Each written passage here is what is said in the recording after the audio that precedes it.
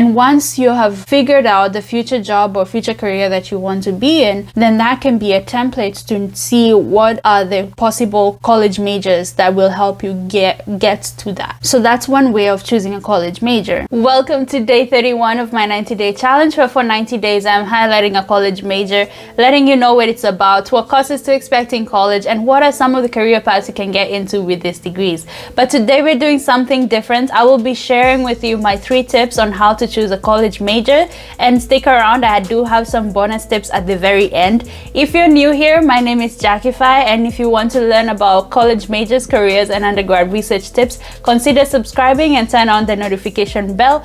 Welcome, and let's get started.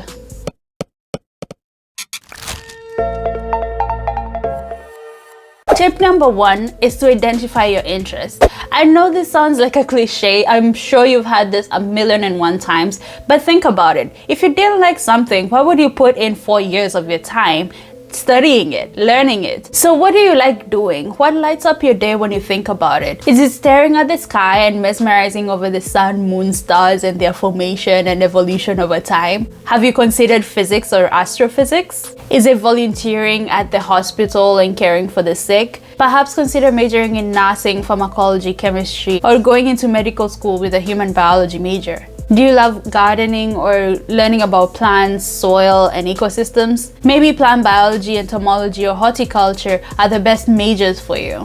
Do you enjoy video games? Do you love engaging with people on video gaming platforms? Probably consider computer science, computer engineering, or electrical engineering as your possible major, and be a creator of those video games. Figuring out your interests can be difficult, especially if you have a lot of interest. However, if you really evaluate, you will see that there are some commonalities, and all your interests revolve around a certain passion or a certain set of values that you live by. And this can really help you in figuring out what your main interest is and what that correlates in terms of a college major or a career path. In addition to values and passions, there are a lot of self-assessment tests that you can take online that will give you a main idea of what your main focus area is in terms of your interests. I will leave a link in the description to some of the self-assessment tests that I found online that you can explore. Most of these assessments are based on the Holland Code or the RIASEC theory. RIASEC are the initials of the 6 different personalities identified by Dr. John Holland. In brief, these personalities are: realistic people are the doers, investigative people are thinkers, artistic people are creators, social people are helpers, enterprising people are persuaders, conventional people are organizers. If you want a deeper explanation, let me know in the comment section below. And let's look at tip number 2, which is identify your future career or dream job. Think about who do you want to be, or whose job do you want to have in 5-10 years? Who is in that current position that you admire? Is it Oprah or Jimmy Fallon and you want to have your own talk show? Possibly consider majoring in communication, journalism, or even going into business communication. Want to make it big in Wall Street? Well, you probably need a business degree, so business sales, business marketing, business analysis, accounting, finance. Do you want to be an engineer? Do you like working with agricultural systems like biofuel, wastewater treatment systems, or improved horticulture systems? Perhaps a biosystems engineering major would work best for that particular career. And actually, if you haven't done so already, I have a video up on biosystems engineering major, so you can check that out after this video, and I will leave that link in the description as well. Getting insights from people who are already in the position that you want is a great way of knowing how to pave your journey towards that career path. So having informational chats, having coffee chats with somebody who is in the position that you want to be in the future, asking them about their career journey. How did they get there? What college majors did they take? What jobs did they take? What entry level jobs did they start in? And how did they grow all the way to where they are right now? So these are good opportunities to really figure out what you want to do in college. And if you're not in a position to have these informational chats or coffee chats with the person that you're in, I mean, it's not everybody that will meet Oprah or Jimmy Fallon or I don't know, Trevor Noah, but there's so many people out there who have already done interviews with these people, and you can have a lot of information from just watching some of these interviews. And even some of them, they do tend to ask about their career journeys. So this is a great chance to take notes and see how they worked their way to where they are right now, and how you can pave your own journey towards that career. Identifying your future career or job helps you focus on the goal and focus on what you want to achieve. However, at the same time, there are a few things that you need to consider about your future job. So one main thing is, will it still be there by the time you graduate? College is 4 or 5 years. Will it still be relevant? There are so many careers and jobs that are being phased out just because of technology. Even if some are not phased out completely, they might be phased out by the time you graduate and are looking for that particular job. Or they might be so modified that by the time you graduate, there will be additional requirements for you in order to get into those positions. A good example of this is a librarian. Everybody right now has Amazon Kindle or audiobook on their phone, at least if you have a smartphone, right? Everybody is reading articles online. Very few people are going into a library and talking to a librarian and getting a physical book. Yes, there's still people who love going to the library and they enjoy their environment. It's calm, quiet. I can never keep quiet in a library. The voices in my head will be screaming. There are people who enjoy that. However, most people are phasing out from libraries and having their libraries on their phone. So this has forced librarians to start learning about computer systems, how to optimize their search engines, so that if anyone Googles a book, their library pops up on the first page. There is a lot of integration of jobs that are about to be phased out with technology, and this can be a good indication that when you go to college, even if you do want to become a librarian, consider that having an IT or something, some computer related skills would be really helpful in helping you stand out. So consider the relevance of the job by the time you graduate,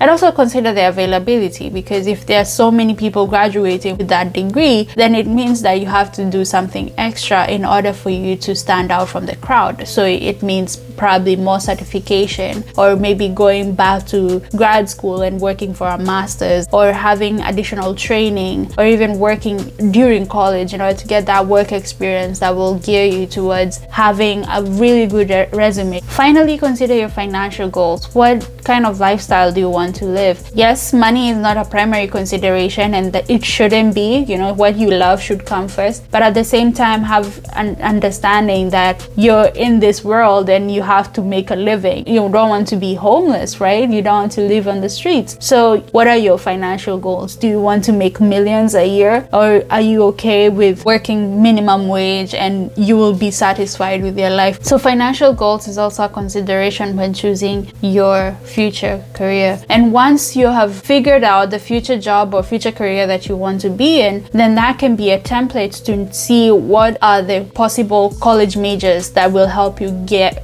to that. So that's one way of choosing a college major. Tip number 3 is experiment with taking diverse classes. At the beginning of the semester, you have 2 to 3 weeks, in some schools it's even 4 weeks, where you can take classes and drop them without them appearing on your transcript. This is a great way of seeing what are the classes that you were considering. You read their profile, you heard about them, and you were like, oh, this is kind of interesting, let me try it out. It's the best time to try it out, and if you don't like it, perfectly fine. You can drop it and forget about it. Or if you love it, then you can keep it. This buffer time, as I call it, really helped me when I was in college. Freshman year, I knew I wanted to go into medical school, so I was majoring in biochemistry and molecular biology, and I was like, you know what? In medical school, I will have to take anatomy. I will have to learn the in and out of the human body. So I enrolled in human anatomy class, and I sat there for 10 minutes. I sat through that class for 10 minutes. So it was a 2-hour long class, but all I remember is the first 10 minutes. And I was like,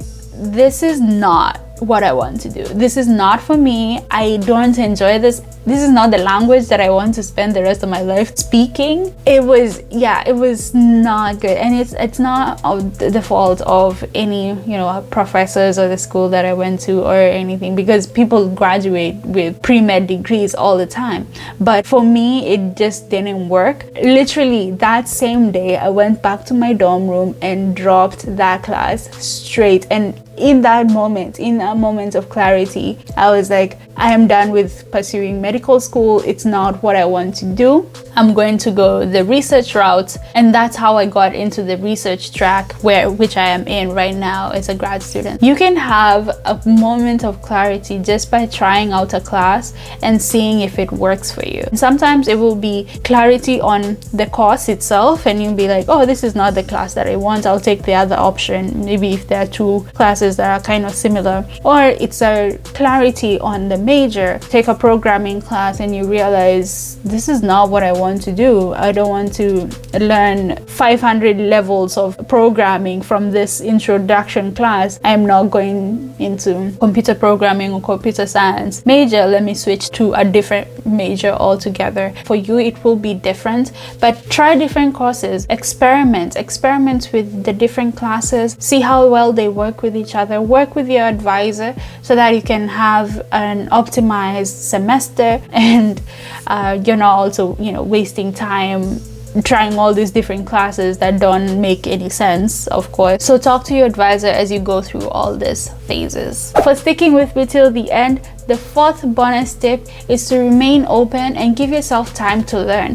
We're in college to learn. We go to college to learn new things, learn new interests, learn new skills. Understand that interests change over time. What you might be interested in today might not be what you're interested in by the time you're done. I have been all over the place in terms of my interests. At some point, I was a teacher. At some point, I was a fundraiser. At some point, I was a banker. I actually worked at a bank for like 8 months, which is really cool. But yeah, I wouldn't do it again. But I was a bank teller. At the same bank, I kind of got promoted to the regional expansion office, and I was a transcriber for their monthly magazine. I worked as a receptionist for I think 2 months at some point. I've been all over the place, and right now I am a biochemist. I work in a lab as a grad student. Interests change over time, and what you might be interested, as I said, what you might be interested in today might not be what you're interested in tomorrow, but you have to have that open mind. By being open and remaining true to the set of values that you live by and what you're passionate about, the college major or the career path that is perfect for your personality will find you. I hope these tips help you find the right major for you. They definitely helped me out when I was choosing majors and I was in college just a few years ago, and even choosing my grad school, because I used the same tips when I was applying to grad school. What are my interests? What future career do I want to be in? And can I experiment it with courses? As always, if you find this video helpful, give it a thumbs up. Make sure to check out the description box for all the links that I have mentioned in this video. Also in the description are some links to some cool swag that I found on Amazon, so check those out. Watch this video on understanding college lingo next, and I will see you all tomorrow as we discuss entomology. Jacqify out. I've been chilling, watching the ocean with you, baby, up with a slow motion crew, and we up in our clouds when people change, but not us. And we just chilling, kicking it, kissed by the sun. Could be soaked to the skin in the moss.